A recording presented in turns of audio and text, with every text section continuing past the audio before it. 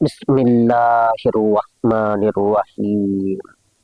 ফাজাইলে আমল, পৃষ্ঠা নাম্বার 224। হযরত মূসা এবং হারুন আলাইহিস সালামকে ইরশাদ হইতেছে, তোমরা আমার জিকির করিতে কখনো অলসতা করিবে না। এবং নূহ আলাইহিস সালাম এর ঘটনা তাহাদের নিকট আলোচনা করুন, যখন তিনি ইব্রাহিম আলাইহিস সালামের পূর্বে আপন রবকে ডাকিয়েছিলেন। এবং হযরত আইয়ুব আলাইহিস সালাম এর কথা স্মরণ করুন, যখন তিনি তাহার রবকে এই বলিয়া ডাকিয়েছিলেন যে, আমার বড় কষ্ট হইতেছে, আপনি সকল মেহেরবান অপেক্ষা অধিক মেহেরবান। এবং মৎস্যওয়ালা পায়গাম্বার হযরত ইউনূস আলাইহিস সালাম এর কথা স্মরণ করুন, যখন তিনি জাতির উপর রাগান্বিত হইয়া অন্যত্র চলিয়া গেলেন এবং তিনি ভাবিয়েছিলেন যে আমি তাহাকে পাকড়াও করিব না। অতঃপর তিনি ভীষণ অন্ধকারে ডাকিতে লাগিলেন, আপনি ব্যতীত অন্য কোনো মাবুদ নাই, আপনি যে কোনো ত্রুটি হইতে পবিত্র, নিশ্চয়ই আমি অপরাধীদের অন্তর্ভুক্ত। এবং হযরত জাকারিয়া আলাইহিস সালাম এর কথা স্মরণ করুন, যখন তিনি আপন রবকে এই বলিয়া ডাকিয়েছিলেন যে, হে আল্লাহ, আপনি আমাকে বেওয়ারিশ ছাড়িবেন না, অবশ্য আপনি তো সব ওয়ারিশ হইতে উত্তম ওয়ারিশ। নিশ্চয়ই ওইসব আম্বিয়ায়ে কেরাম সৎ কাজের দিকে দৌড়াইতেন এবং আশা আকাঙ্ক্ষা ও ভয়ভীতির সহিত আমাকে ডাকিতেন এবং আমার ব্যাপারে খুবই বিনয়ী ছিলেন। এবং আপনি ওইসবে বিনয়ী ব্যক্তিদিগকে বেহেশত ইত্যাদির সুসংবাদ দান করুন, যাহাদের নিকট আল্লাহর নাম জিকির করা মাত্রই তাহাদের অন্তর ভয়ে কম্পিত হইয়া উঠে।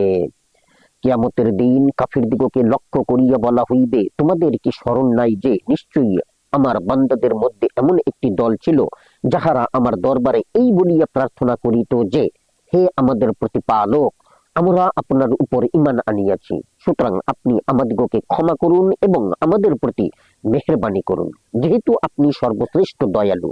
তখন তোমরা কাফেরগণ তাহাদের প্রতি নানা প্রকার ঠাট্টা বিদ্রূপ করিতে, এমনকি সেই অসদাচরণ তোমাদিগকে আমার জিকির হইতে বিরত রাখিয়াছিল, আর তোমরা তাহাদের সহিত হাসি তামাশা করিতে।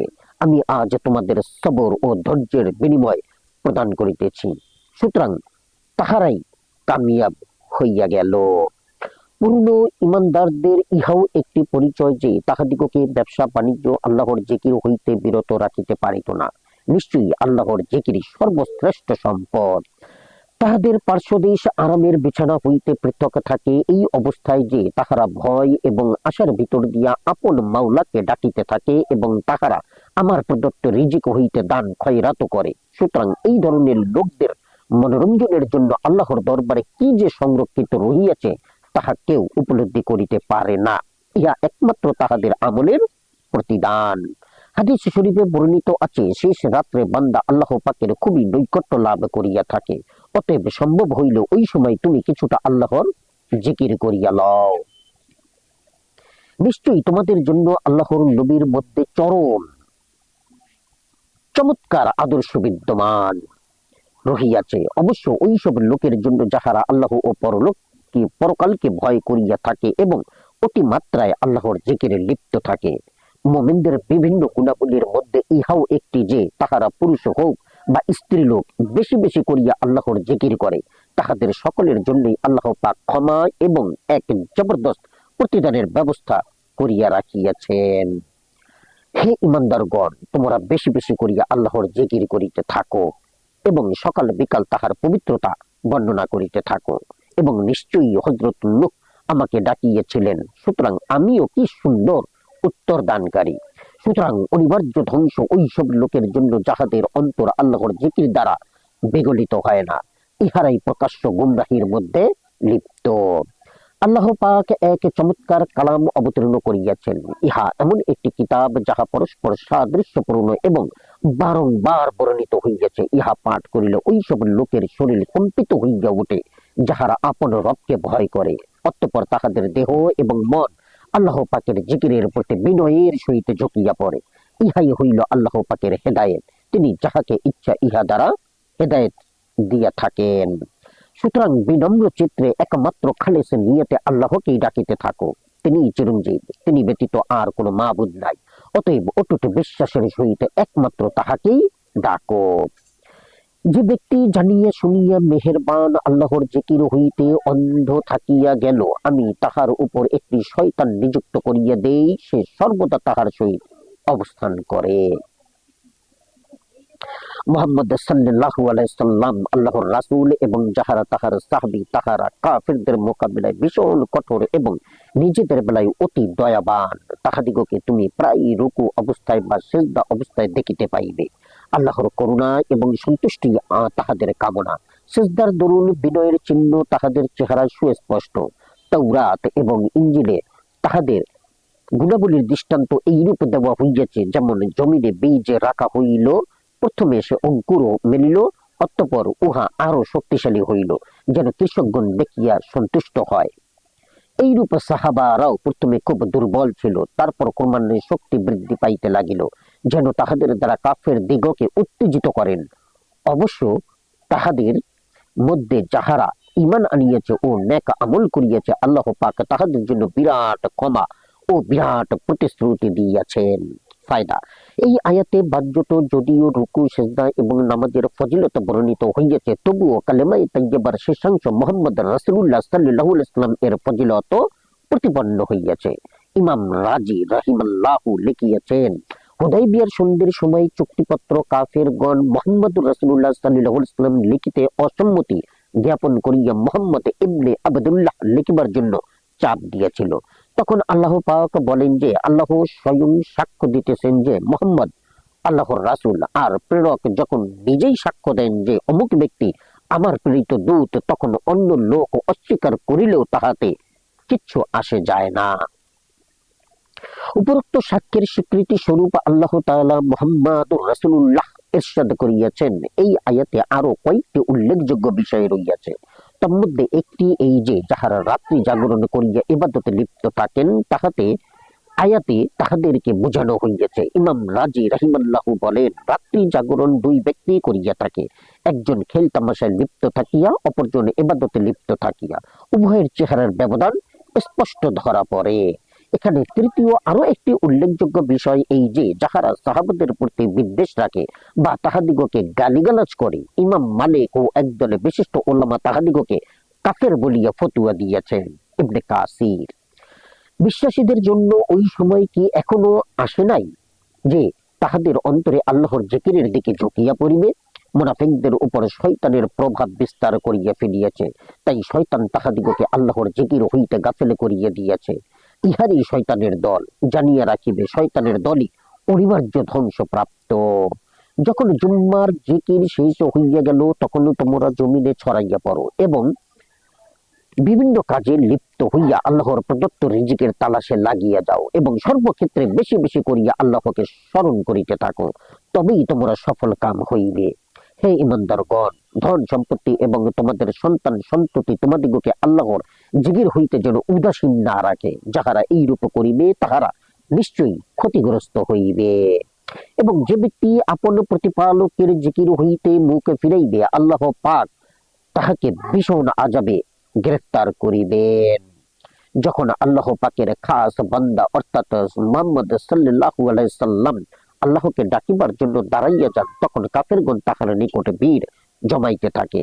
আপনি বলিয়া দিন, আমি তো একমাত্র আল্লাহকেই ডাকিতেছি এবং তাহার প্রতি অন্য কাহাকেও শরীক করিতেছি না, এবং আপন পরওয়ারদিগারের নাম জপিতে থাকো এবং যাবতীয় সংস্রব হইতে সম্পর্ক ছেদ করিয়া একমাত্র তাহার দিকেই রুজু হইয়া যাও। সকালে সন্ধ্যা আপন মাওলার নাম স্মরণ করিতে থাকো। রাত্রির কিছু অংশ তাহার দরবারে সিজদায় রত থাকো এবং রাত্রির বেশ কিছু সময় পর্যন্ত তাহার তাসবিহ পাঠ করিতে থাকো। তাহাজ্জুদের জিকির আদায় করো। নিশ্চয়ই এইসব লোক আপনার শত্রু দল, পার্থিব জগৎকে ভালোবাসে এবং তাহাদের পশ্চাতে যে এক ভয়ঙ্কর দিন আসিতেছে, উহাকে প্রত্যাখ্যান করিয়াছে।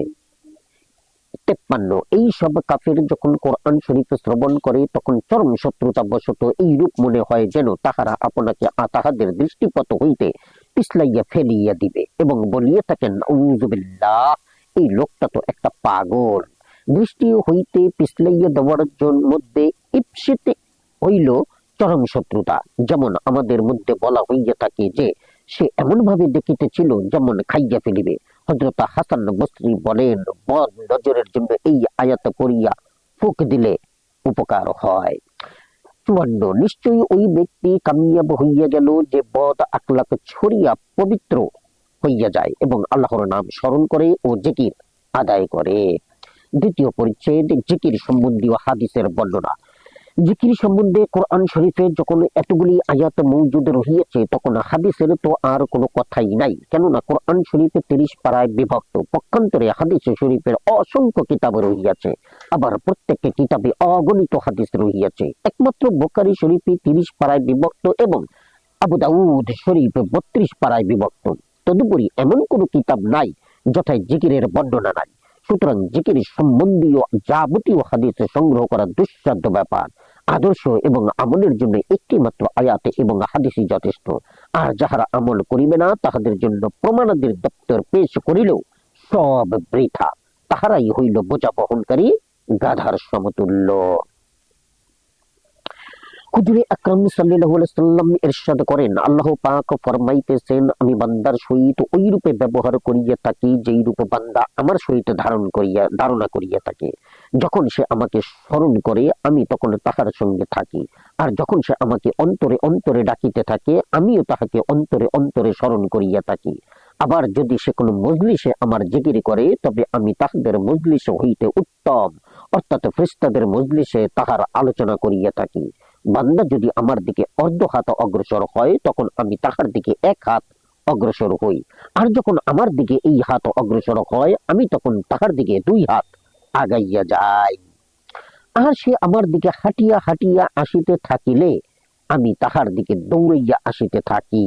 বুখারী, মুসলিম, তিরমিজি, নিসাই, ইবনে মাজাহ।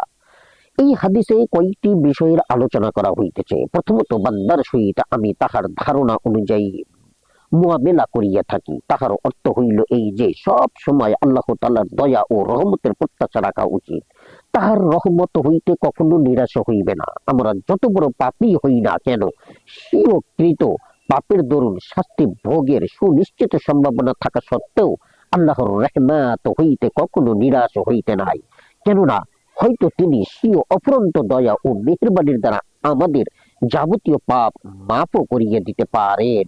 যেহেতু তিনি ফরমাইয়াছেন, নিশ্চয়ই আল্লাহ পাক তাহার সহিত শিরক করিবার পাপ কখনো ক্ষমা করিবেন না।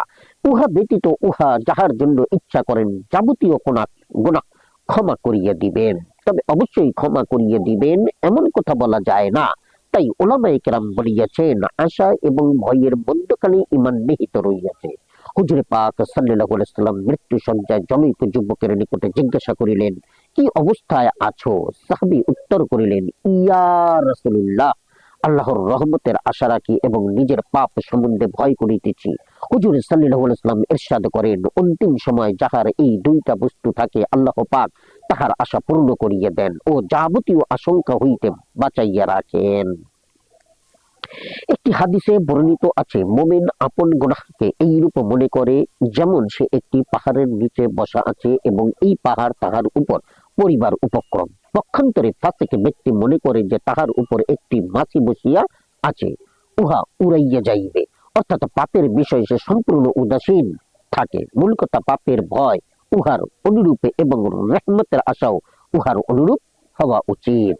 হযরত মুয়াজ্জির রাদিয়াল্লাহু তাআলা আনহু প্লেগে আক্রান্ত হইয়া ইন্তেকাল করেন। মৃত্যুর পূর্বক্ষণে তিনি বারংবার বেহুশ হইয়া যাইতেছিলেন। সামান্য হুঁশ আসিলেই তিনি বলিতেন, হে আল্লাহ, তুমি জানো আমি তোমাকে ভালোবাসি, তোমার ইজ্জতের কসম তুমি ভালো করিয়া জানো। যখন মৃত্যু একেবারে সন্নিকটে তখন বলিলেন, হে মউত, তোমার আগমন শুভ হোক। কি মোবারক মেহমান আসিল। কিন্তু মেহমান অনাহারের সময় আসিল। তারপর বললেন, হে আল্লাহ, তুমি জানো আমি তোমাকে সর্বদা ভয় করিতাম, কিন্তু আজ তোমার রহমতের ভিখারি।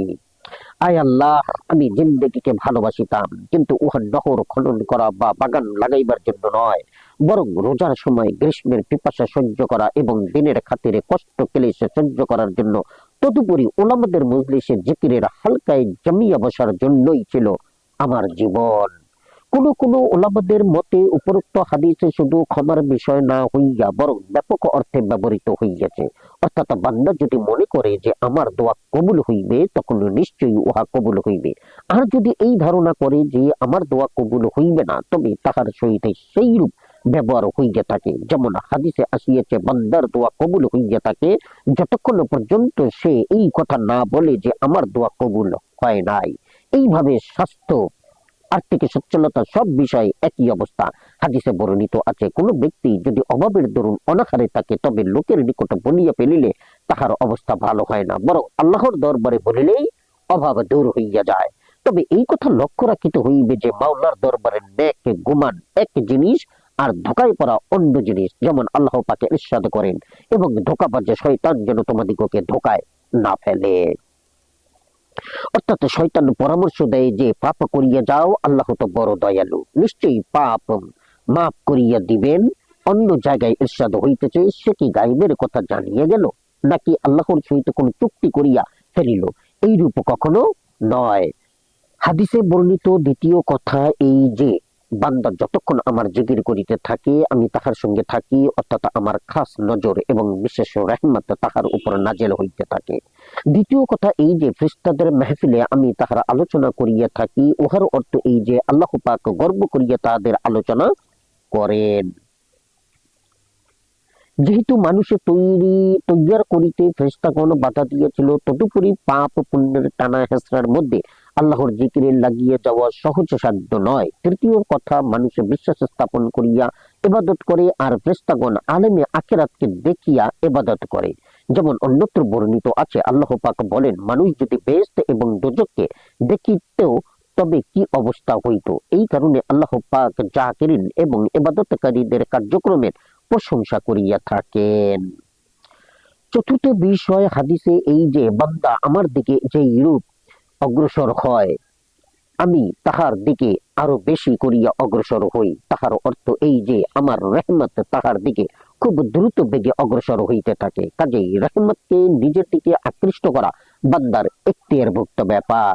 পঞ্চম কথা, হাদিসে এই যে ফেরেশতাদের মজলিসকে শ্রেষ্ঠ মজলিস বলা হইয়াছে, অথচ মানুষ হইল সর্বশ্রেষ্ঠ মাখলুক। উহার অর্থ এই যে ফেরেশতারা নিষ্পাপ, মাসুম, তদুপরি অধিকাংশ ফেরেশতা অধিকাংশ মানুষ হইতে শ্রেষ্ঠ, বরং বেশিরভাগ মোমেন হইতেও শ্রেষ্ঠ। তবে খাস মোমেন অর্থাৎ আম্বিয়ায়ে কেরাম সমস্ত ফেরেশতা হইতে শ্রেষ্ঠ, ইহাতে কোনো সন্দেহ নাই। হযরত আব্দুল্লাহ বিন বুসর রাদিয়াল্লাহু তাআলা আনহু বলেন, এক সাহাবী আরজ করিল, ইয়া রাসূলুল্লাহ, শরীয়তের আহকাম অনেক আছে, তবে আপনি আমাকে এমন একটা জিনিসের শিক্ষা দিন যাহার উপর আমি রীতিমতো আমল করিতে পারি। হুজুর সাল্লাল্লাহু আলাইহি ওয়াসাল্লাম ইরশাদ করিলেন, আল্লাহর জিকির দ্বারা তোমার জিহ্বা যেন সব সময় তরুতাজা থাকে। অন্য হাদিসে হযরত মুআয রাদিয়াল্লাহু তাআলা আনহু বলেন, বিদায়কালে আমি হুজুরে পাক সাল্লাল্লাহু আলাইহি ওয়াসাল্লাম এর নিকটে জিজ্ঞাসা করিলাম, হুজুর, আল্লাহর নিকট সবচেয়ে প্রিয় আমল কি? তিনি উত্তর করিলেন, ওই অবস্থায় তোমার মৃত্যু আসে যেন আল্লাহর জিকিরে তোমার জিহ্বা তরতাজা থাকে।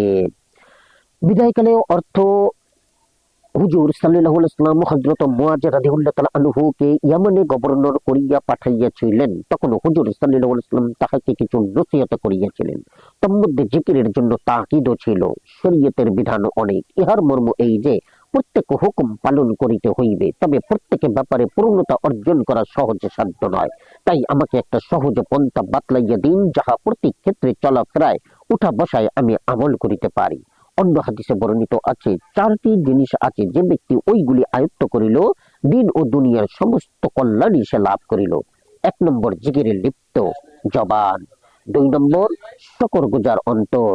3 নম্বর, কষ্ট ক্লেশে সাহায্যকারী শরীর। 4 নম্বর, যে মেয়ে লোক নিজের আত্মার ও স্বামীর ধন সম্পদ খেয়ানত না করে। নিজের আত্মার খেয়ানত না করা অর্থ কোনো প্রকার অপকর্মে লিপ্ত না হওয়া। জিকিরের লিপ্ত জবান অর্থ বেশি বেশি করিয়া জিকির করা। যেমন বলা হয়, লোকটি অমুকের প্রশংসায় পঞ্চমুখ, অতিমাত্রায় প্রশংসা করিলেই এইরূপ বলা হয়। কিন্তু এই অধম বান্দার লেখকের খিজাল মতো উহার অর্থ এই যে যাহার সহিত প্রেম ও গভীর ভালোবাসার বন্ধন হয়, তাহার নাম লইতে মুখে এক অপূর্ব তৃপ্তি অনুভূত হয়। প্রেমিক ব্যক্তিগণ উহা ভালো করিয়াই জানেন। তখন অর্থ এই দাঁড়ায় যে আল্লাহর পবিত্র নাম এমন ভাবে নিতে থাকিবে যেন মুখে এক প্রকার লজ্জিত অনুভব হয়। আমি আপন কোন বুজুর্গকে দেখিয়াছি, জিকিরে জলি করিতে তাহার মুখে এমন এক সত্যতা আসিত যাহার নিকটবর্তী লোকজন অনুভব করিতে পারিত। হ্যাঁ, এই অবস্থা তখনই হাসিল হইবে যখন অন্তরে জ্বালাতন ও জিহ্বা সর্বদা জিকিরে অভ্যস্ত হইয়া যায়। অন্য হাদিসে আসিয়াছে, আল্লাহর সহিত মহব্বতের পরিচয় হইল তাহার জিকিরের সহিত মহব্বত হওয়া, আর তাহার সহিত বিদ্বেষের নিদর্শন হইল তাহার জিকিরের সহিত বিদ্বেষ হওয়া। হযরত আবু দারদা রাদিয়াল্লাহু তাআলা আনহু বলেন, যাহাদের জিহ্বা আল্লাহর জিকিরের দ্বারা তরুতাজা থাকিবে তাহারা হাসিতে হাসিতে বেহেশতে প্রবেশ করিবে। হযরত আবু দারদা রাদিয়াল্লাহু তাআলা আনহু হইতে বর্ণিত, হুজুরে পাক সাল্লাল্লাহু আলাইহি ওয়াসাল্লাম একবার সাহাবাদিগকে বলিলেন, আমি কি তোমাদিগকে এমন একটি আমলের কথা বলিব না যাহা যাবতীয় আমল হইতে উত্তম এবং তোমাদের মালিকের নিকটে সবচেয়ে বেশি পবিত্র এবং তোমাদিগকে সবচেয়ে বেশি মর্যাদা দানকারী এবং স্বর্ণ রৌপ্য আল্লাহর রাহে খরচ করিবার চেয়েও অধিক উত্তম, আর শত্রুর সহিত জেহাদ করিবার সময় পরস্পর পরস্পরকে হত্যা করিবার চেয়েও উত্তম। সাহাবাগণ বলিলেন, হুজুর অবশ্যই বলুন। দয়ার নবী সাল্লাল্লাহু আলাইহি ওয়াসাল্লাম উত্তর করিলেন, তাহা হইল আল্লাহর জিকির।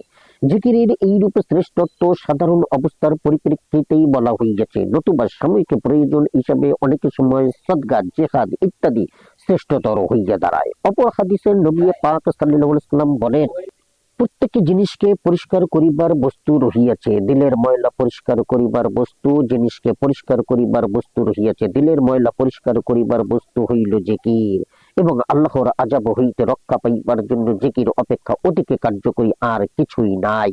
এই হাদিসে দ্বারাও জিকিরের শ্রেষ্ঠত্ব প্রমাণিত হয়, কেননা প্রত্যেকে ইবাদত প্রকৃত ইবাদতে গণ্য হয় অন্তর পরিষ্কার থাকিলে। এই জন্যই সুফিগণ ইহার অর্থ আন্তরিক জিকির দ্বারা করিয়াছেন, মৌখিক জিকির নয়। অন্তরকে সর্বদা আল্লাহর সহিত সংযুক্ত রাখার নামই হইল আন্তরিক জিকির।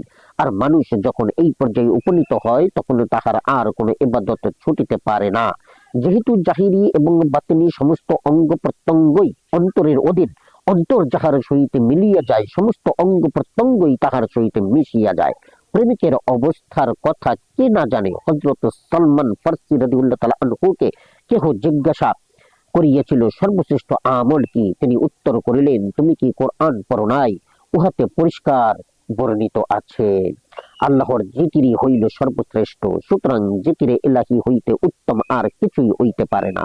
হযরত সালমান রাদিয়াল্লাহু তাআলা আনহু যে আয়াতের দিকে ইঙ্গিত করিয়াছিলেন, উহা 21তম পারার প্রথম আয়াত মাজলিসুল আবরার গ্রন্থে উল্লেখ আছে। এই হাদিসের দ্বারা আল্লাহর জিকিরকে সদকা, জিহাদ এবং সমস্ত ইবাদত হইতে এই জন্যই শ্রেষ্ঠতম বলা হইয়াছে যে আসল উদ্দেশ্য হইল আল্লাহর জিকির, আর বাকি সব ইবাদত হইল হাসিল করিবার উপকরণ। আবার জিকিরও দুই প্রকার, প্রথম মৌখিক জিকির, দ্বিতীয় আন্তরিক জিকির। ইহাই শ্রেষ্ঠ জিকির। ফিকির ও মুরাকাবা ইহাকেই বলা হয়। ওই হাদিসের মর্ম ইহাই যথা বর্ণিত হইয়াছে, 1 ঘন্টার ধ্যান ও ফিকির 70 বৎসর ইবাদত করিবার চেয়ে উত্তম। মুসনাদে আহমদ নামক গ্রন্থে উল্লেখ আছে যে আল্লাহর জিকির আল্লাহর রাস্তায় খরচ করিবার চেয়ে 7 লক্ষ গুণ বেশি ফজিলত রাখে। ইহা দ্বারা বুঝা গেল যে সদকা এবং জিহাদ সাময়িক প্রয়োজনের তাকিদে অনেক বেশি ফজিলত ওয়ালা হইয়া যায়। যেমন ইরশাদ হইতেছে, অল্প সময়ে আল্লাহর রাস্তায় দাঁড়ানো আপন ঘরে 70 বৎসর ইবাদত করিবার চেয়ে উত্তম। অথচ নামাজ সর্বসম্মতভাবে শ্রেষ্ঠতর ইবাদত বলিয়া পরিগণিত, কিন্তু কাফেরদের আক্রমণের সময় জিহাদ নামাজের চেয়ে উত্তম হইয়া যায়। আরাম বিছানায় শুইয়াও সম্মান লাভ করা যায়। হুজুরে আকরাম সাল্লাল্লাহু আলাইহি ওয়াসাল্লাম ইরশাদ করেন, অনেক লোক এমন রহিয়াছে যাহারা দুনিয়ার বুকে নরম নরম বিছানায় আল্লাহর জিকির করিয়া থাকে, তজ্জন্য আল্লাহ পাক তাহাদিগকে বেহেশতের উচ্চ স্তরে পৌঁছাইয়া দেন। অর্থাৎ দুনিয়াতে ধর্মীয় কাজে পরিশ্রম ও কষ্ট সহ্য করিলেই আখিরাতের পদমর্যাদা বৃদ্ধি পায়, কিন্তু আল্লাহর নামের কি অপূর্ব বরকত। আরাম ও আয়েশের সহিত নরম বিছানায় বসিয়া ওই নামের জিকির করিলেও পরকালে মর্যাদার উচ্চ শিখরে পৌঁছিয়া যাইবে। হুজুর সাল্লাল্লাহু আলাইহি সাল্লাম আরো ইরশাদ করেন, তোমরা যদি সর্বদা জিকিরে লিপ্ত থাকো তবে ফেরেশতাগণ তোমাদের বিছানায় এবং তোমাদের চলার পথে তোমাদের সহিত মুসাফা করিতে থাকিবে। একটি হাদিসে বর্ণিত আছে, হুজুর সাল্লাল্লাহু আলাইহি সাল্লাম বলেন, মুফাররিদ লোকেরা অনেক অগ্রসর হইয়া গিয়াছে। সাহাবারা জিজ্ঞাসা করিলেন, হুজুর, মুফাররিদ লোক কাহারা? হুজুর সাল্লাল্লাহু আলাইহি ওয়াসাল্লাম উত্তর করিলেন, যাহারা পাগলের মতো মত্ত হইয়া আল্লাহর জিকির করিতে থাকে। এই হাদিসের উপর ভিত্তি করিয়া সুফিয়ায়ে কেরাম বলেন, আমি ও বাদশাগণকে জিকির করিতে ফিরানো উচিত নয়, কেননা উহা দ্বারা তাহারাও উচ্চ মর্যাদা লাভ করিতে পারে।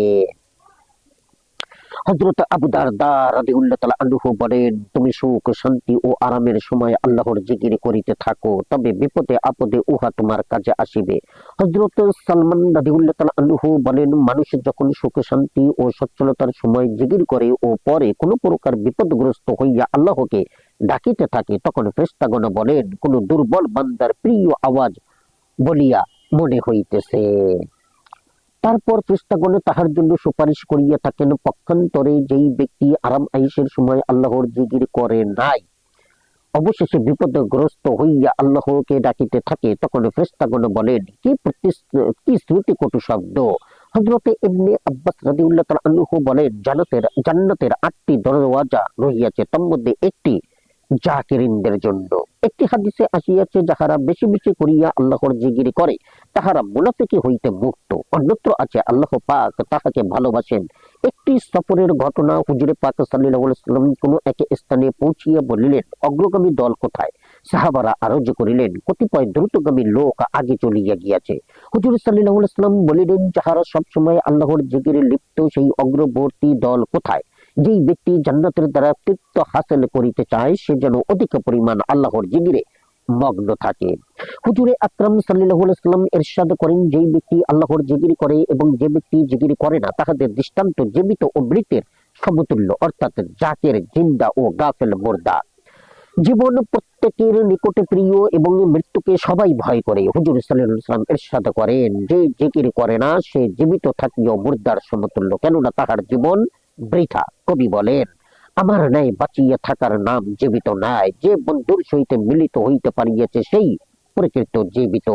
কোন কোন আলেম হাদিসের অর্থ এই রূপ করিয়াছেন যে জিকির করে তাহার অন্তর জীবিত থাকে, আর যে জিকির করে না তাহার অন্তর মরিয়া যায়। আবার কেহ কেউ অর্থ করিয়াছেন তুলনা হইল লাভ এবং লোকসান হিসাবে, অর্থাৎ জাকিরদের কেউ কষ্ট দিলে সে যেন কোনো জীবিতকেও কষ্ট দিলে যদ্দরুন তাহার প্রতিশোধ গ্রহণ করা হইবে, আর যে জিকির করে না তাহাকে কষ্ট দেওয়া হইলে যেন মৃত্যুকে কষ্ট দেওয়া হইল, যে প্রতিশোধ নিতে অক্ষম। সুফিয়ায়ে কেরাম বলেন, হাদিসে চিরস্থায়ী জিন্দেগির কথা বলা হইয়াছে। আমানতু বিল্লাহ। জাযাকুমুল্লাহ খাইরান। আসসালামু আলাইকুম।